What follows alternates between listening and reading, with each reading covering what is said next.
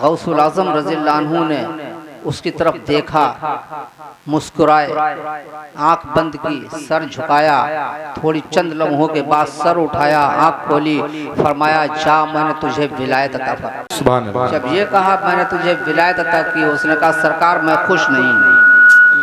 वही रब है जिसने तुझको हमतन करम बनाया, या रसूल अल्लाह मेरे आका सल्लल्लाहु अलैहि वसल्लम हमें भीख मांगने को तेरा रास्ता बताया। तुझे हम्द है खुदाया, तुझे हम्द है खुदाया। अरे ए खुदा के बंदो, अरे ए खुदा के बंदो, कोई मेरे दिल को ढूंढो। अरे ए खुदा के बंदो, कोई मेरे दिल को ढूंढो। अभी पास था मेरे तो अभी क्या हुआ खुदा। न कोई गया न आया, न कोई गया न आया। और हमें आए रज़ा, हमें आए रज़ा, तेरे दिल का पता चला बमुश्किल। हमें आए रज़ा, तेरे दिल का पता चला बमुश्किल। दरे रोज़े के मुकाबिल वो हमें नज़र तो आया, ये न पूछ कैसा पाया, ये न पूछ कैसा पाया। यही शान है इन अल्लाह वालों के कि ये न पूछ कैसा पाया। हमारी ख़ास बात नहीं, उन आकाओं की, इन आकाओं की ख़ास बात ज़रूर है। और रही बात कि कुछ नहीं तो दादा कुछ भी हो पोते को छोड़ता नहीं है, ये बात ज़हन नशीन कर लीजिए। कुछ भी हो पोते को छाती से चिपकाए जरूर रखता है। और पोता दादा की, बाप की बात भले टाल जाए तो दादा को नहीं टालता। हालांकि गलत है, वालिद वालिद की बात है। अल्लाह के महबूब अलैहिस्सलाम, बुखारी शरीफ में, मैं तफसील में नहीं जाऊंगा, कि एक साहब ने आकर के अल्लाह के महबूब अलैहिस्सलाम तस्लीम से अर्ज़ किया, सरकार मेरे वालिद मेरी आमदनी से ले लेते हैं ना, आया है ना। तो आपने उनके वालिद को बुलाया सहाबी को और पूछा, तो उन्होंने बड़ी ही जोशीले अंदाज में, बहुत ही दर्द भरे अंदाज, जोशीला नहीं कहना चाहिए, दर्द भरे अंदाज में ये अर्ज़ किया, सरकार ये पैदा हुआ तो ये किया, ये किया, ये परेशानी उठाई, ये उठाई, ये उठाई। इतने दर्द भरे अंदाज में उन्होंने अर्ज़ किया अल्लाह के महबूब अलैहिस्सलाम की बारगाह में। मैं मफ़हूम अर्ज़ कर रहा हूँ कि सरकार करीम अलैहिस्सलात तस्लीम फरमाते हैं कि ए सुन, तू तेरा माल सब तेरे बाप के लिए है। ये है वालिद की अहमियत, वालदा की अहमियत। कि अल्लाह के महबूब फरमाते हैं तू और तेरा माल सब तेरे बाप के लिए। आज हमारा आलम क्या है, इन खानकाहों में आकर के, आरास में आकर के लच्छेदार बातें सुनने की नहीं है। हम अपने आप में सुधार पैदा करें, इसके लिए हैं ये महफिलें। इन बुज़ुर्गों की हयात में भी, अब तो खैर सब रुखसती हुआ, तमाम महफिलें मुनक़िद की जाती थी। वाज़ व नसीहत के साथ साथ में ज़िक्र व अस्कार की महफिलें सजाई जाती थीं। उसमें सुधार होता था, अच्छी ज़िंदगी गुजारने के तरीक़े बताए जाते थे। आज चल रहा है, अल्लाह सलामत रखे। मैं अभी आपने सैयद साहब ने, मेरा जहन कुछ बदल गया जब आप बयान कर रहे थे। आपने अपने मुरीदों को, इस खानकाह से वाबस्ता मुरीदों को भी एक पैगाम दिया बहुत चंद अल्फाज में। तो इनका ये पैगाम इनका ही तक नहीं है। आइए मैं बताता हूँ, सरकार गौसे पाक रज़ियल्लाहु अन्हु के तो हम आप सब दीवाने हैं बेअल्हम्दुलिल्लाह, और मेरे हाथ में सरकार गौसे पाक का दामने करम है। अल्लाह हमेशा आखिरी वक्त तक कायम रखे, आखिरी सांस तक। और खैर, सरकार गौसे पाक रज़ियल्लाहु अन्हु का ज़माना था, इराक़ में एक नौजवान था, उसके दिल में ख्याल आया कि मैं मुरीद हो जाऊँ, मैं मुरीद हो जाऊँ। फिर ये ख्याल आया कि मुरीद किसको पीर बनाऊं, अपना पीर किसको बनाऊं, घूमता रहा। तो उसके दिल में आया कि अच्छा मैं उसको पीर बनाऊंगा जो नमाजी हो। तो शर्त ठीक थी, अच्छी बात थी। दूसरी उसने ये तय की शर्त कि जो अपने घर से वजू करके जाता हो मस्जिद नमाज पढ़ने, चलिए भाई, ये भी तीसरी एक शर्त ये दिमाग में आई उसके, उसने रखी कि अगर किसी मजबूरी के तहत वो वजू घर से न करके जा सका हो तो मस्जिद के लोटे से वजू न करता हो, अपना लोटा साथ लेके जाता हो और लोटे का मुंह जो है किबले की तरफ रहता हो। ये अजीब सी शर्त चलता रहा, 6 महीने घूमता रहा। होते होते होते होते बगदाद पाक पहुंचा। देखा असर का वक्त था, एक बड़े मियाँ अपने घर से लोटा लिए हुए बाहर निकल रहे हैं। देखा क्या नमाजी लगते हैं, अच्छे आदमी लगते हैं। सलाम किया, उन्होंने जवाब दिया, अर्ज किया कहाँ जा रहे हैं? उनका नमाज पढ़ने जा रहे हैं। कहा ये एक शर्त तो पूरी हुई, ये नमाज पढ़ते हैं, नमाजी हैं। तो कहा कि ये लोटा क्यों लेके जा रहे हैं? कहा मैं अपने वज़ू जो है घर से ही करके जाता हूँ, आज पानी की किल्लत की वजह से वज़ू नहीं कर सका तो अपना लोटा लेकर के जा रहा हूँ, मैं वहाँ के लोटा क्यों इस्तेमाल करूँ? सब कहा ये भी शर्त पूरी हुई है। अब कहा आखिरी, कहा अच्छा ये बताइए कि यहाँ किबला किस तरफ है? तो उनका इस तरफ है, इस तरफ जिधर बताया लोटे की तरफ। देखा कि लोटे के मुँह जो है, टोटी जो है, हाँ उसी तरफ है। कहा वो मैं मुरीद कर लीजिए। कहा मुरीद कर लीजिए। उनका भाई हम फ्री मुरीदी नहीं करते, करना आप करना पड़ेगा। होते होते उनका भाई मेरा नमाज चली जाएगी। कहा जाने दीजिए, हमें पहले मुरीद कर लिए भी जाएगी। अब वो क्या करते, वक्त नमाज जा रही थी, उन्होंने कहा अच्छा पकड़ो, हाथ पकड़ा, जो भी कलमा जो पढ़ाया कहा जाओ हो गया। कहा आप हुक्म करिए कुछ। कहा हुक्म तो मैं अब नमाज पढ़ के आता हूँ, चलो। नमाज पढ़ी। कहा बताइए। कहा तुम करते क्या हो? कहा लकड़ी काटता हूँ, गरीब आदमी हूँ, बेचता हूँ, शाम को जो 4 पैसे मिलते हैं खा लेता हूँ, खाना वाना खा लेता हूँ उसी से। कहा मैं भी कपड़ा बेचता हूँ, चलो ऐसा करो, तुम्हारी ड्यूटी ये है कि हम तुम दोनों लोग रहें, तुम लकड़ी काटो, हम कपड़ा बेचें, जो 4 पैसे मिलेंगे खा पड़ेंगे। कहा ठीक है।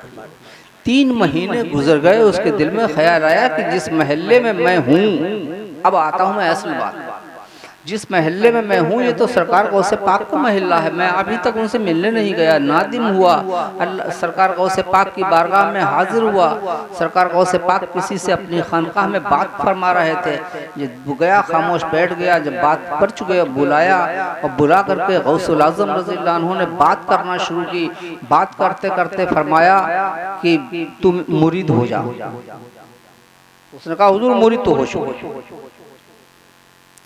थोड़ी देर के बाद फिर सरकार को से पाक ने फरमाया, देख नसीहत है इसमें। हाँ ये हमारे असलाफ का दिया हुआ ये है, असलाफ ने इस नक्शे को हमको बताया कैसे चलो। फरमाया थोड़ी देर के बाद फिर तू मुरीद हो जा। फिर अर्ज किया उसने हुजूर मुरीद तो हो चुके। थोड़ी देर के बाद फिर सरकार को से पाक ने फरमाया तू मुरीद हो जाओ। फिर उसने अर्ज किया सरकार आपके कदमों पर जान कुर्बान कर दूंगा, लेकिन मुरीद नहीं, मुरीद तो मैं हो चुका, मुरीद हो चुका सरकार। जब ये फरमाया गौसुल आज़म रज़ियल्लाहु अन्हु ने उसकी तरफ देखा, मुस्कुराए, आंख बंद की, सर झुकाया। थोड़ी चंद लम्हों के बाद सर उठाया, आंख खोली, फरमाया जा मैंने तुझे विलायत अता की, मैंने तुझे विलायत अता की। सुभान अल्लाह। जब ये कहा मैंने तुझे विलायत अता की, उसने कहा सरकार मैं खुश नहीं हूँ। तो मैं हुजूर मेरे पीर सरकार गौसे पाक रज़ियल्लाहु अन्हु तबस्सुम फरमाते हैं, मुस्कुराते हैं, सर मुबारक को झुकाते हैं, आंख बंद करते हैं, सर उठाते हैं, फरमाते हैं जा मैंने तुझको तेरे पीर को तुझसे सवा अता किया।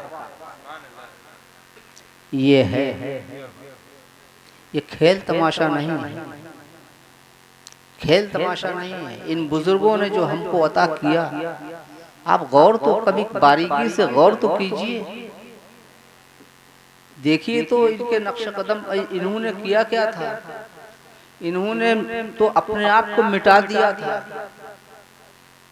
ये इन्होंने मिटाया था तब ये उभर गए।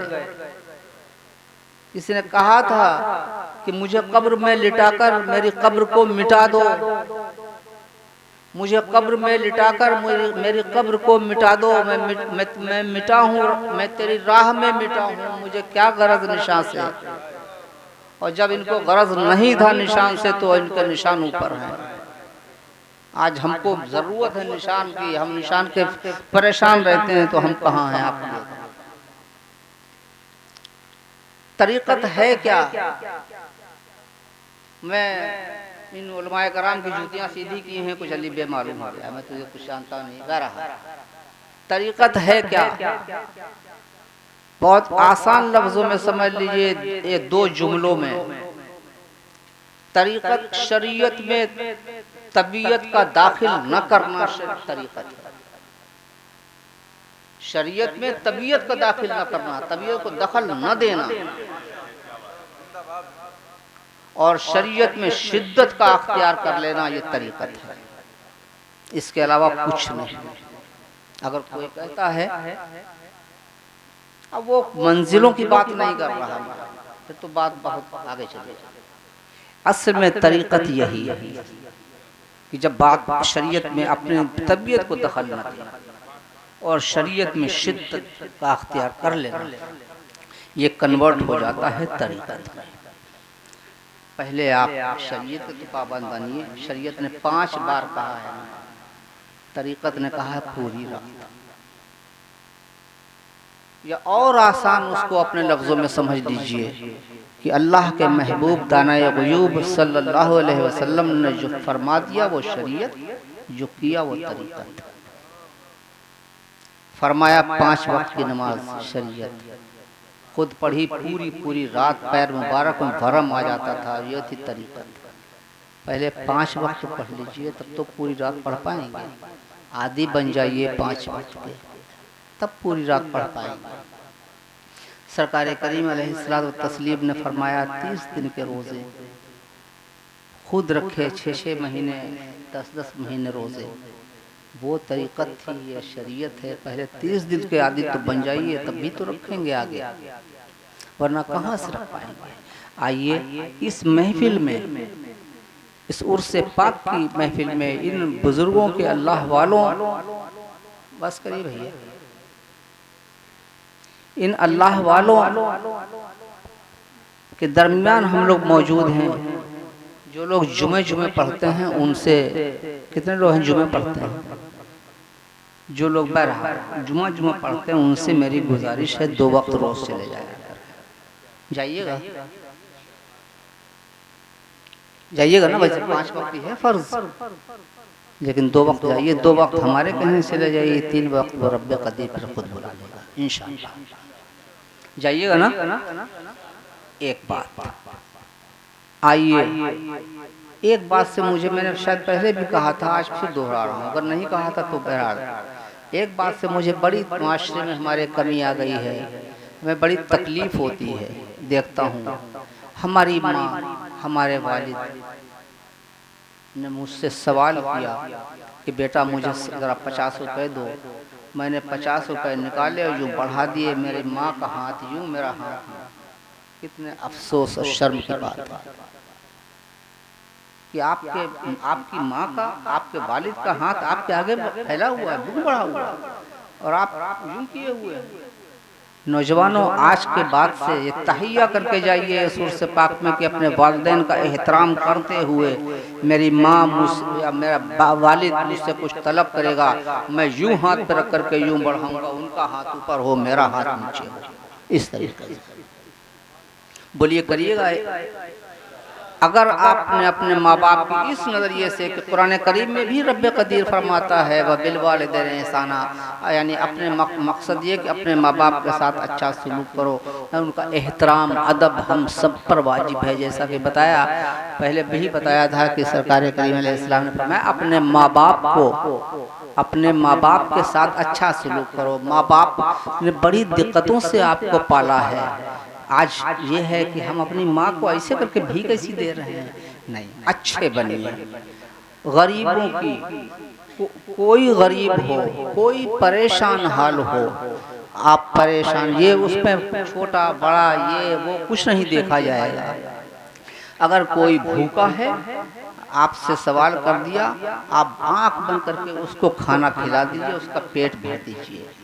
कोई परेशान हाल है, जो मदद कर सकते हैं उस परेशान की कर दीजिए, उसमें छोटा बड़ा नीच ऊंच कुछ नहीं देखा जाएगा। ये यही पैगाम है। और आप उसको, मैं तो कहता हूँ अगर कुछ नहीं कर सकते तो मीठे बोल बोल के उसकी तसल्ली तो कर सकते हैं ना। अच्छे रास्ते पर चलिए, अच्छे काम कीजिए, अच्छी बात कीजिए और पढ़िए, अपने बच्चों को पढ़ाइए। पढ़ा लिखा समाज होगा, आपके समझने सोचने की अच्छी ताकत होगी, अच्छाई के रास्ते पर चलेंगे। बुराइयों को छोड़िए, अच्छाइयों पर सख्ती से गामजन हो जाइए और मसलक आला हज़रत को सख्ती से पकड़ लीजिए। यही मसलक हक है और यही मसलक सच है। हमारी खानकाह के मैं एक अदना सा खादिम हूँ, खानकाह कादरिया चिश्तिया बड़ी सरकार बिलराम का। ये तो खैर हमारे, इनको तो तोहफतन मैंने जो कुछ दिया था वो तो अलग की बात। कारी फुरकान साहब, इनको भी उसी खानकाह से खिलाफत है और आप इनका सख्त इनका साथ दिए, सैयद साहब का, सैयद शाहिद मियां साहब किबला का, और इनसे वाबस्ता हूँ और सही मसले के आला हज़रत सख्त पर सख्ती से कायम हो जाए। अगर चाहते हैं कि यहाँ और वहाँ दोनों जगह हमारा बेड़ा पार हो जाए, यही मसले के हक है, यही मसले के सच है। अगर आप सही मसले के आला हज़रत पर कायम रहे तो बेड़ा पार है इंशाअल्लाह। कुछ बात पूछना हो कभी आप मुझसे पूछिए। सब हमारा मसलक में एक बात और कह दूं चलते चलते कि जुमला सहाबा कराम और जुमला अहले बैत अतहार हमारे लिए सबसे आला है, सबसे बड़ी जमात दर्जात में इन्हीं की। फिर बाद में वली, कोई भी अल्लाह के मुकद्दस चहीते वली हैं, लेकिन जुमला सहाबा कराम, जुमला अहले बैत अतहार हम सबसे आला और हमारे लिए वाजिबुल एहतराम। तमाशों में मत पड़िएगा, वरना बिला वजह में बैठे बैठाए कहीं खुदा न खास्ता हमारे मुंह से कोई लग़्ज़िश हो जाए। बहुत डरिएगा इन सब से। हमारे बड़े हैं, हम अपने छोटे बड़ों अपने घर में बड़ों का अदब करते हैं, न कि फिर उन हजरात का अल्लाह अकबर। हम तो जान भी नहीं पाएंगे। हमको तो इतना ही मालूम है कि बस हाँ सहाबी हैं, सहाबा कराम, जुमला सहाबा कराम को कोई भी एक मिनट का भी अगर सहाबी है तो उसको भी, मैंने एक मिसाल दी, और हैं जो दर्जे सहाबियत पर फायज हुए और गए शहीद हो गए। थोड़ी देर के सहाबी, उन सहाबी को भी क़यामत तक कोई न पा पाएगा, कोई न पा पाएगा। तो फिर और की तो बात अलग है। बहरहाल इसी पर सख्ती से कायम रहिएगा। अल्लाह के शहीदों ने, चाहे सरकार गौसे पाक हूँ, चाहे सरकार गरीब नवाज हूँ, ये सब अल्लाह के शहीदे हैं। कभी भी किसी वली की शान में खुदा न खास्ता, अल्लाह महफूज रखे हमको और आपको, सबको, आने वाली नस्लों को। अल्लाह सबके ईमान की हिफाजत फरमाए और हमारा सबका खात्मा ईमान पर फरमाए। और रब्बे कदीर आप सबकी दीन और दुनिया दोनों संवार दे। और हमारे उलमाए कराम की, अभी आप सुनिएगा, तशरीफ़ लाए हैं अभी मुफ्ती गुलफाम साहब, बहुत अच्छे ये नसीहत करते हैं। और बहरहाल इनसे आप महजूज भी होंगे और सुनिएगा। मेरी तबीयत ठीक नहीं है, इसलिए मैं आपसे इजाज़त चाहूँगा। अगर कोई लग़्ज़िश हुई हो तो अल्लाह मुझे माफ़ फरमाए। आप ही लोगों के सामने कहा है, आप ही लोगों के सामने मैं अल्लाह से माफ़ी भी चाहूँगा। क़स्दन तो नहीं कहा है, लेकिन साहब इंसान हूँ, मुँह से निकल सकता है। इसलिए अब अल्लाह और हक़ बात कहने के अल्लाह हमें तौफ़ीक़ अता फरमाए। व आखिर दावाना अल्हम्दुलिल्लाह।